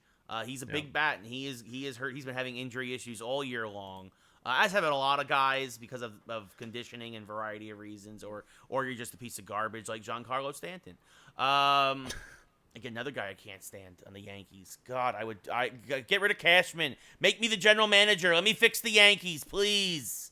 I'm just going to put this out here for our listeners. Ray has run several World Series in e-gaming, esports as a baseball commissioner and player and play-by-play announcer. Tell me, MLB, no one with that on your resumes, huh? Give the man a call. Yes. Let me fix the Yankees, please. Good. I'm also curious to see what happens though. The good thing is we have seen some teams here in the playoffs that we haven't seen in a while. The Reds. Yeah. You mentioned the Marlins. As much as it pains you because of the COVID thing. They would make it this year, by the way, course. when they have no fans. They are the one. Congratulations, Jeter. The one team that we said there was gonna be a couple of teams that were gonna sneak in that you wouldn't expect otherwise, and they were that team. The Blue Jays. You might sell more than 12 tickets next year. Way to go! Yes, congratulations.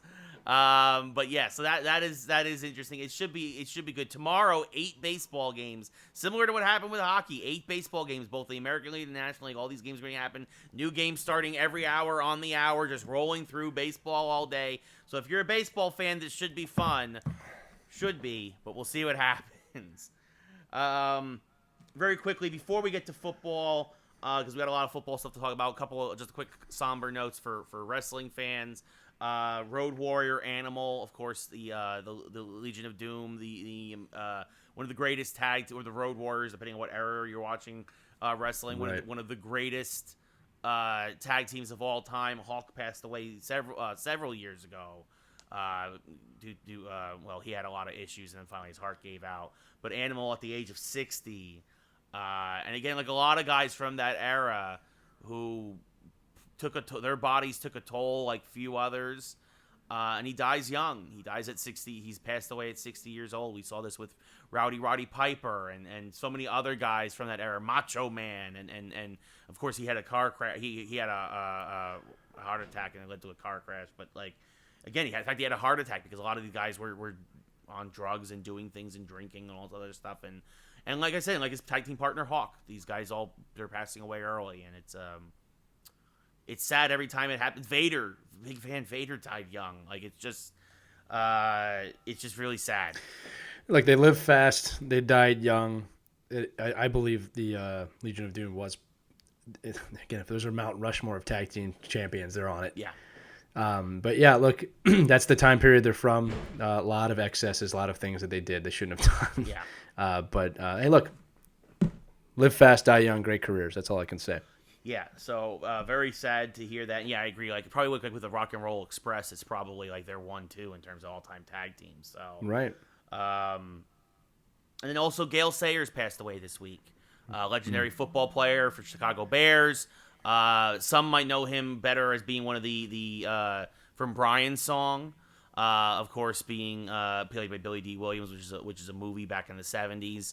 But amazing running back for the Bears, won the NFL championship with them in the 60s, and just sad to see him go. He was 77. Yeah. But yeah, so just a quick moment for those guys, as that sucks. Moving on, speaking of football, we're now into our football news. A lot of stuff happened in the NFL this week. A lot of craziness. Where to start? Probably, you know who's gonna be starting going forward for the Chicago Bears? Nick Foles. Foles. He is back. He sparked a comeback win, another comeback win against the Atlanta Falcons, who, I'm sorry, but Quinn has got to go. I'm sorry. It is time to fire that coach. This is a team that is now identified as blowing major multiple possession leads late in the game, but Foles, 3 second-half touchdowns. I believe it was 30-26 was the final. Mitchell Trubisky, I don't know if he's done in Chicago, but it's not looking good, as Foles is now the guy, at least going forward, man. And again, we've talked about this before. He's the best relief pitcher in football history, right? Ever. So is this a thing where you go back and forth? They've said that he's going to start week 4. But this is going to be an interesting ride. But somehow the Bears are 3-0 through all of it. Look, I've said this before that just to put this in context again, I don't think people are. He is a backup quarterback consistently. Is also a MVP of the Super Bowl. Yeah. There's not many people that have that distinction. But here's the thing, is that Nick Foles knows how to come in under pressure. He knows how to come in under the backup role, which is, hey, you're in, and perform, and he has done it again. I have said this. I don't think he's a full season quarterback, But now it's not the full season. He can come in. He did this with the Eagles. He came in. He played a whole season after I think McNabb got hurt one year, and he got us to the playoffs. Yeah. And then obviously won the Super Bowl for us in 17-18. So Philadelphia fans obviously love him. We all just became Chicago Bear fans for a little bit. We're always going to root for him unless he's playing against us. But this guy is in Philadelphia lore forever, obviously. There's a great video out there right now of an Eagles fan with a suitcase. Yes. His wife goes, "Where are you going?" He goes, "I'm going to Chicago to get my quarterback back." But listen, it's tough not to feel good for Nick Foles, a guy who almost retired in 2016 and continues to do it. So we'll pull for him. If I'm being realistic, I don't think it's going to last. I don't think he's going to do this the whole season. He's always good for about 4 to 5 games, and then reality hits. Eagles could probably actually no. People, let me go to the Eagles real quick. People say the Eagles could use him right now. I'm not blaming Carson Wentz. I want to get this out there. Eagles are obviously 0-2-1 after tying this week against the Bengals. So sick of the football and overtime rules. Yeah, me too. A lot of people jumping on Carson Wentz. I'm not. I will say that he could be better. There's no doubt about it. But we have a depleted O-line. Our defense is not doing well. We had 2 field goal potential winning plays last week that were called off from penalties, including an offsides with no time left, which was devastating. We could have won that game. Yeah. It's not just Carson Wentz. The other thing I want to say, Ray, before we get into the Giants, because I want to get a discussion before you lose your mind. Yeah. Is that there's one thing overarching all of this that has got me kind of still a little bit, what's the word? It's not hopeful, just kind of quizzical, right? Yeah. And there was no preseason this year, okay, which is 4 games for those of you who don't know. And typically, after those 4 games, you start seeing guys in their full game shape. And what's happening is not always the quarterback. The quarterback doesn't always play every one of those games, but a lot of your starters do. Yeah. The O-line guys, the secondary, these guys that are trying to find their feet. Yeah. And I think, now we're approaching the 4th game. Yeah. So I'm wondering if there's going to be a turn here for several teams, not just the Eagles or the Giants or the Skins or the Cowboys or the rest of the NFL, which apparently who are very good at football, unlike our division. Yeah. But, like there's going to be a turn here where I think you're going to see some teams that are 0-3 or 0-2-1 or 1-2 that suddenly wake up and become very good. I do believe this could be the Eagles. All right, once these guys get some games under their belt. But I wanted to get your thoughts on that. With no preseason and that time period about to elapse, I'm wondering if we're going to see some better football. The injuries should start to subside the way they've been coming. Yeah. And to see what kind of football is going to happen. And like I said, I'm a little bit quizzical about where we're going to go from here. I think the season really is just starting. Yeah, no, it truly is. We're only 3 games in. A lot of teams look good. A lot of teams look bad. But there's still enough time. They say it's by the quarter mark of the season, even with a preseason, that's really when you got to start turning things around. That's really a chance to really see. That's when the good teams start to separate themselves from the bad teams. There are some 3-0 teams. There are some 0-3 teams. Most of them in our division. Our division right now is still technically wide open. There's only one 0-3 Yeah, I know. We'll get to them in a second. The division's wide open because Washington and Dallas are both only 1-2, with Washington in first place because of the tiebreakers. And the Giants are 0-3. As improbable as it is, with our GM on the hot seat, again, I'm going to get to that in a minute. If the Giants went on a run and somehow win 8 games this year, the Giants could win the division. They could. They really could. And same thing again for my Eagles. We're just 1 game out, and I said that tie is going to either screw somebody over or screw us over, and ties always do that. And at the end of the year, they always tended to screw someone over. And also remember, it's the NFL for the first time. It's 14 teams in the playoffs. Right. They added a 7th seed in each conference now, so that's going to change things as well. For the NFC least, it's huge. It's huge for us, but it also means teams like the Lions, who got off the schneid this week, who are now 1-2. The Lions should be 2-1. They should not have lost that game to Chicago. In typical Lion fashion, as the receiver drops into the back of the end zone with no time left. But with 1 second left, they had another play. But it means a lot for teams that are. For teams like Tampa Bay and New Orleans and Carolina, there are teams that can start to turn this around. Yeah, Very quick. and again, it's huge. The postseason's huge in the NFL this year because it's one game, and the thing is like the difference between every other sport and this is like it's any given Sunday rule. So you expand the NFL, expanding the NFL postseason, someone will upset. The other thing too, what we would talk about before we jump into the Giants here is that when it comes to the NFC East, I'm going to make this prediction now after Week 3 that we will have an under 500 team in the postseason this year. Yep. When you look at the NFC East, unless one of these teams really hits stride and goes on like an 8-0 tear, I think you're going to see an under 500 team come out of this division. Yeah. I do. And there's nothing to show me that. Hope I'm wrong. You know, like I said, I hope my team wins 8 in a row. It's just not looking like it right now. Well, I mean, if the team dominates in the division, you know, like Washington right now is 1-2, Dallas is 1-2, like. Yeah. You look, they could, but I just don't see it either. You know, also, we want to just go back to the injuries real quick before we get to the Giants. Also, it's for those of you who haven't heard about the Tyrod Taylor situation. I keep calling them the San Diego Chargers. That's going to happen still for years. But the LA Chargers, they drafted Justin Herbert. Obviously, that was going to be their quarterback of the future after Phillip Rivers went to Indianapolis. Tyrod Taylor was the bridge between the two franchise quarterbacks.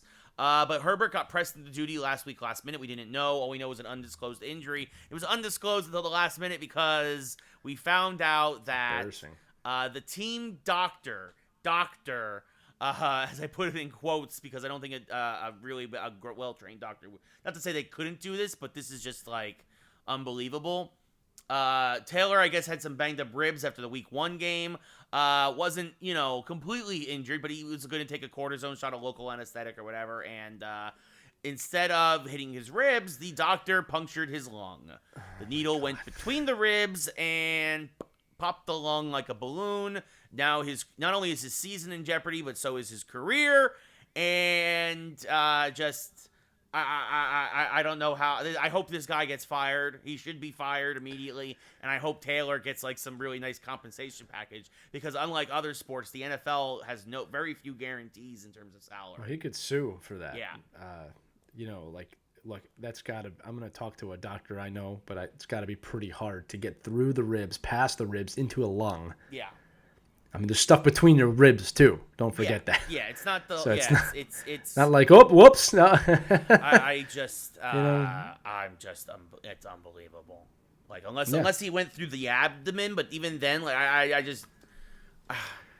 Look. Here you go. I've never heard of that happening before. Me either. That's all I have. Yeah, that's what you have to say. It's just. I will ask. We will have an opinion next week. I will find out how potentially possible that is, if it's a 1 in a million or a 1 in 100. Yeah. Or ask Dr. Jan. Yeah, I will ask the doctor I know. Yeah. So, but the one you're married. Just shout right out, Janet, could you puncture a rib like that? You could.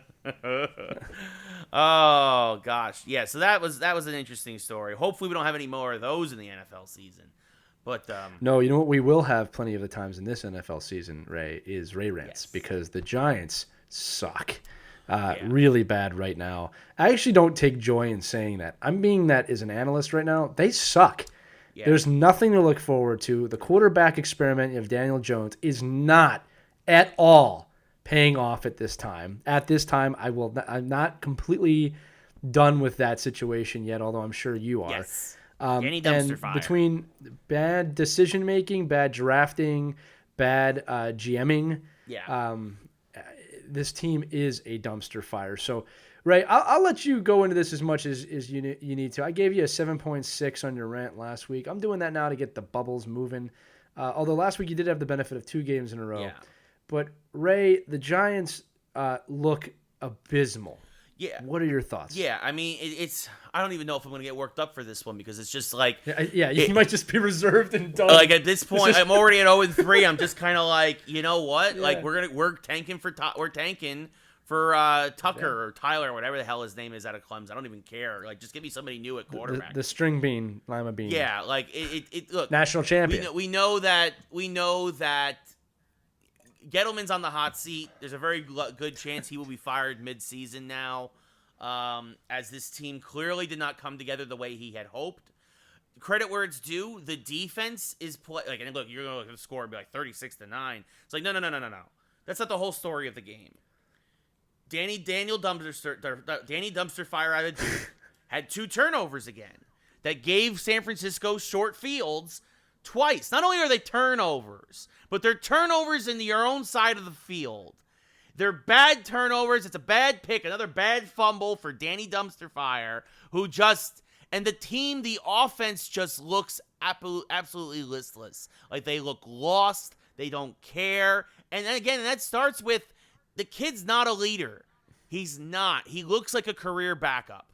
I think he'd be a good backup quarterback somewhere else, learning for 7 years under somebody, and maybe down the line you could have a Foles situation. Maybe, probably not, but maybe. But, like, let's be honest. The kid looks like a career backup. You wasted a first-round pick on him, on a quarterback that nobody wanted. I have no idea what the Giants saw in this kid, because everyone else were like, there's better quarterbacks in that draft. There's better quarterbacks there. The Washington took him. I'd rather have Dwayne Haskins. Not just quarterbacks you missed out on. Well, that's the thing, too. You took the 6th overall pick, I believe. You could have traded for a quarterback at this point. You could have had Rivers. You could have had Rivers, man. Like, for another year. It feels like the Giants just they were trying to catch lightning in a bottle again with Eli Jr., but this is not what Daniel Jones, everyone said he's got B+ arm strength.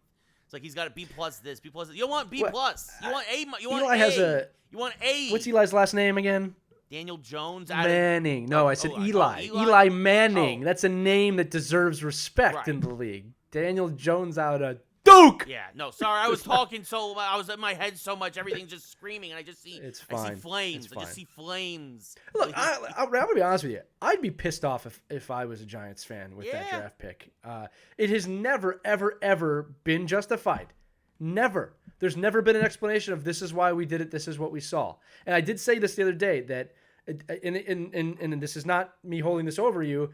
It's like a Carson Wentz pick where it's like, well, the Eagles did this and they found lightning in a bottle. Well, this is a little bit different. I mean, this is a Duke football. I know UND is not known for their football program either. They're known for their hockey program, but what? There's no explanation. When we got Wentz, we got an explanation. This is what we saw. This is what we liked. This is what he said. This is why he fits into our system. This is why we think he'll succeed. He did succeed. He's a Super Bowl champion. Yeah. Whether people like to hear that or not. No, it's true. Daniel Jones does not have that. No. At all. Well, and the other thing I just don't get it. You can find gems at the D2 level. You can. Like Joe Flacco as well. Super Bowl winning quarterback. Came from Delaware. But what round was he drafted in? Jones? Flacco, because it probably wasn't the first 10 picks in the draft. He was not. I think he was towards the end of the first round. That's my point. Like I don't understand. There's no rationale for why they picked this person. If I was a Giants fan, at least tell me the kid interviewed really, really well. Yeah. Right? And he at the time he fit in our system. We had Eli. He was a perfect backup. But you guys sat Eli for this kid. Yeah. What the hell? Flacco, by the way, first round, 18th pick. Yeah, and when did Jones go? Like 4th, 5th? 6th. Yeah. I mean, are you kidding me, Giants organization? Yeah. And yet, now I'm having the rant for you. Yeah, no, it's because I'm already kind of reserved at the fact that like the kid is just terrible, and it just. I mean, he hasn't been given the tools to succeed, but he should never have been in this position to begin with. No, exactly. He's not that good. He's just not that good. You can see it every day. He looks like a deer in headlights out on the field.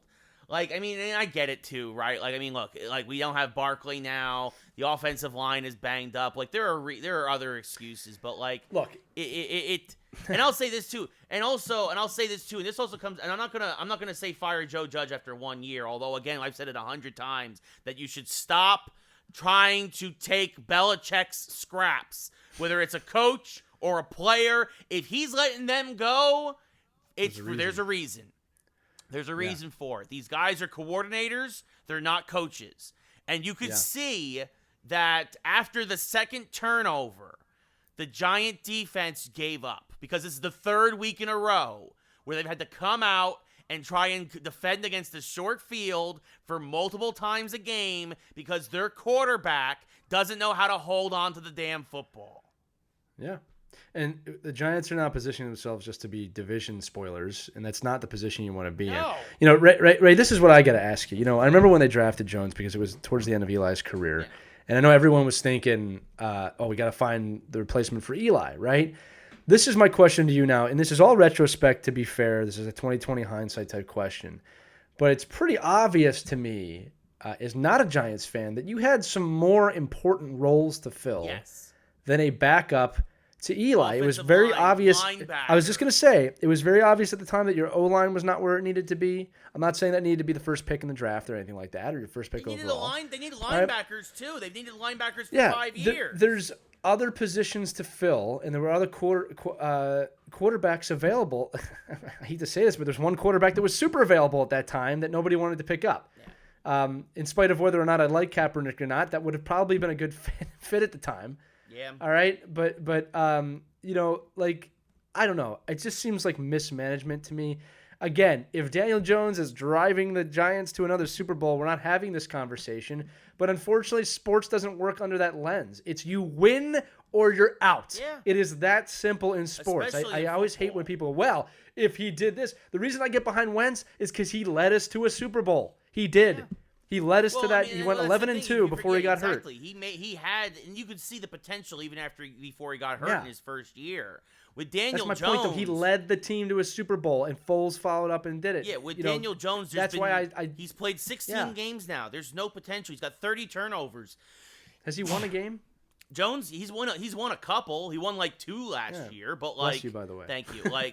I mean, look, the kid is a star. I'm pissed for you, and I hate the Giants. The kid is he went 2-12 last year as the starter, and people are like, he came back against the Bucs. The Bucs were a terrible team when he beat them, and it still took a last-second field goal, and nobody had any tape on him. Now, as soon as they had tape, they figured him out. It's like, blitz the kid. He can't hold on to the football. Well, I'll tell you what. I'm interested to see what he does against the divisional teams, because divisional games are supposed to bring the best out of you, and I just have a sinking feeling it's going to be the opposite. I agree. I think he's going to fold. The other teams. I think he's going to fold under the pressure, and I think that you're going to see. And you also hope that we're wrong, but we'll find out. The kid does not have the cojones to be a starting quarterback in the NFL. He doesn't. No, he looks like a deer in headlights. He looks like a dumpster fire. Horrible Danny pick. Dumpster Fire. He looks terrible. Out of Duke. Duke. Danny Dumpster Fire out of Duke. Say it 10 times really fast. I'm not gonna. Danny Dumpster Fire out of Duke. Danny Dumpster Fire out of Duke. Okay. I'm just so. Let's talk about something more happy. Let's talk about something more happy, because what happens here around week 6 or 7, you start to lose your mind again. Yeah, no, exactly. Because right now I'm reserved. Because the thing is again, that game, the defense gave up. It was 16-6 at the half, and again, that was after San Francisco scored a touchdown after a turnover. It was 9-6. It was a close game. I'm gonna give you a cookie. After thinking, I'm gonna raise my ranking from last week's rant to 8.6. Okay. I'm gonna give you the cookie, but I think you can do better. Look, I probably can too. It's just right now I'm already defeated because now we play the Rams. I know. You're just like your defense. Yeah, we play the Rams next week, and there's 0-4. Let me ask you this: will you continue to watch this team if they keep losing? Oh no. Yeah, listen. That says a lot. And here's again, I'm there's a lot of fans. I watch the team whether they win or lose. I'm not that way. I don't want to waste my time. As soon as we're mathematically eliminated, I'm done. Done. Yeah, and it's on to the Rangers. You're gonna become a big Rangers fan next year. But anyway, I need hockey to start in October more than anyone. Yeah. That's fair. That's I don't think I don't think the Yankees are gonna make a deep run in the playoffs. The Giants aren't doing anything. We don't talk about the Knickerbockers and no, exactly. I'm gonna have nothing. I'm gonna have nothing to root for 2 months, Lee. It's gonna be sickening. Well, if you come to Philadelphia, you'll have something to root for. Like what?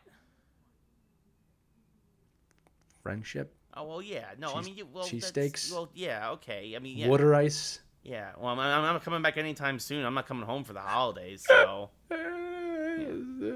No. Yeah, not traveling. You talking about the leagues need a vaccine? Lee needs a vaccine because people. I'm gonna travel to LA. I'm gonna risk my life for you because that's what heroes do. Goodness! All right, you know what? Let's talk about something fun. We got a great matchup today. We land the plane. Yeah. We finish. Yeah, let's land the ship. Of course, our matchup for the week. We talked about Nick Foles' return. And we wanted to have a fun mashup. So we're talking about what game, character, or franchise deserves a long-awaited return after a long absence. This is also another brilliant mashup made by one Lee Elias. Yes, sir. I am not patting myself on the back while I absolutely am patting myself on the back. So this is another one from Lee. I think this is a great one. The first thing that came to mind for me is, you folks might not even know this from the Sega Genesis days, a game called Ranger X. Ranger X. Yeah, I'm a huge fan. It's about Ryan McDonough. No. Who just won the cup with the Tampa. He's an ex-Ranger. It's not Ranger. Yeah, you see what I did there? You see what I did there? Yeah. Dun-dun-dun. Yes. Ranger X could be like something like a first-person shooter nowadays or something, or even a third-person. But back then it was a side-scrolling shooter, kind of where you basically were this dude. You were basically this robot that could also his car would, not like a car, like a pod would kind of go along with him. You could get in the pod and heal yourself, or you could be out of the pod and the pod would also automatically fire. So you could have like double fire at the same time. But obviously, if you died outside the pod, it was game over. It was a very hard game, but it was a great side scroller. Me and my buddy Ray Kong back in Jersey used to play that all the time on his Genesis. Terrific fun, absolutely. If you know, you know. Ranger X was super addictive back in the day. I'd love to see that remade. Ray, I've got 7 games on my list.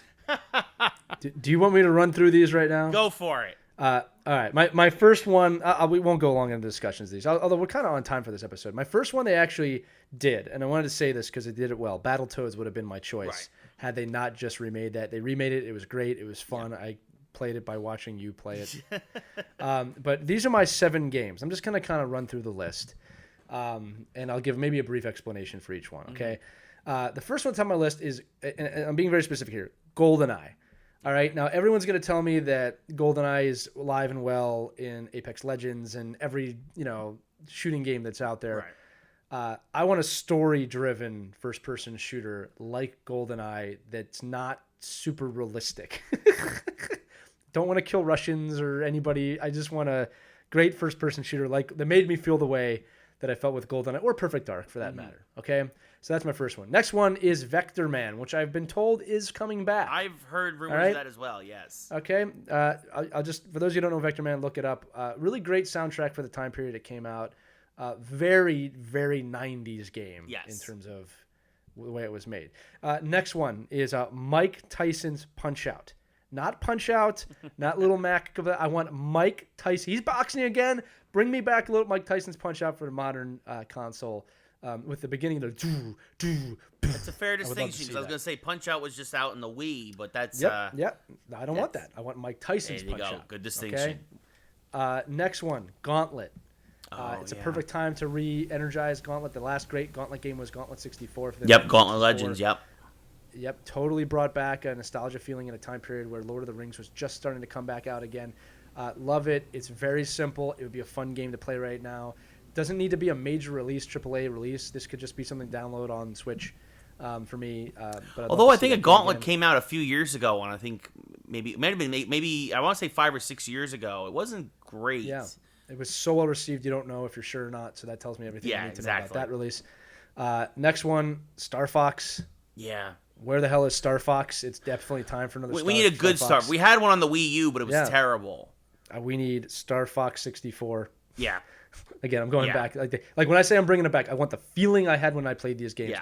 GoldenEye's a 64 game. Vector Man's a Sega game. Punch-Out's an NES game. Gauntlet's a 64 game. Star Fox is a 64/Super Nintendo game. The next one, another N64 game. Super underrated. One of the best games I've ever played, Ray. And I don't talk about the best games I've ever played too often.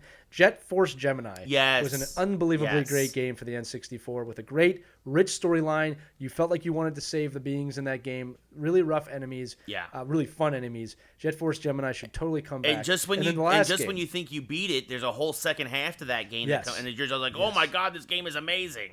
And it's dark, too, the second half of that game. Yeah. So Jet Force Gemini, look that up. The last game, something that should be very familiar to all of our listeners.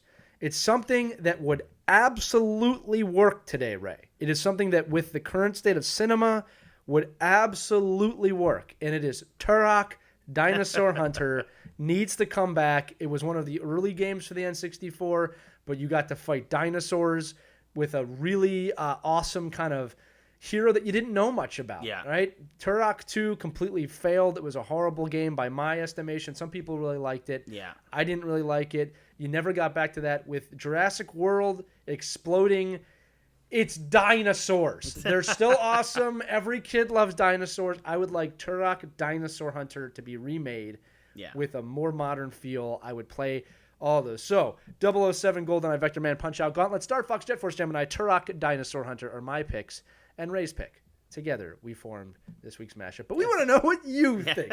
So comment below with any of these if you agree, disagree, or have another game that you'd want remade. If it's an obscure game, make sure you explain why you'd want it to be remade and why it would fit into this mashup. But that's the mashup for today. I really actually enjoyed kind of going back into the past. Do you agree with any of those? Turok, any of them? Or any of them stick out? Yeah, I mean, Turok. I mean, I didn't hate Turok 2 as much as you did, but like Seeds of Evil, I just didn't enjoy it. I mean, I think they need. The problem with Turok is Turok needed more of a story. Its gameplay was great, but it needed more of a story. And I think you bring in a writer or you bring in somebody and you make that work. They've kind of remastered it a couple of times, but they haven't. It hasn't been the same. It has time travel, and that's the thing that they could utilize to make this game again. I mean, like for those of you young who don't remember, like the first minute in this game, you're walking in the woods, you kind of know what's gonna happen, and then a raptor's just running at you. Yeah, a dinosaur. And that all was you have unheard is a bow of in and arrow, '96. It was unheard of. It was scary. I mean, this is before Resident Evil really took over that space. And then by the end, you're fighting a T-Rex with a laser beam on its head. A laser beam. Yeah. With freaking laser beams. I mean, come on, man. Yeah. Like, have we not proven that we need some old school ridiculous action yet? Again, I'm not against like Call of Duty. I'm not against these games that are like hyper realistic. But like, I would like to fight a dinosaur with a laser beam on its head again. Okay, make me feel like a kid. Daniel Jones with a laser beam. Still not good. Would be illegal. Still not good. Yeah, he still missed. He'd still miss. Still good. Like a laser pointer. Like, oh, this is where the ball's gonna go. It's not gonna work. Intercepted. Yeah, exactly. Still throw it right to Joey Bosa or whatever. But anyway, one of the. Or Watt. That was the Watt. other team. Watt. Yeah, sorry.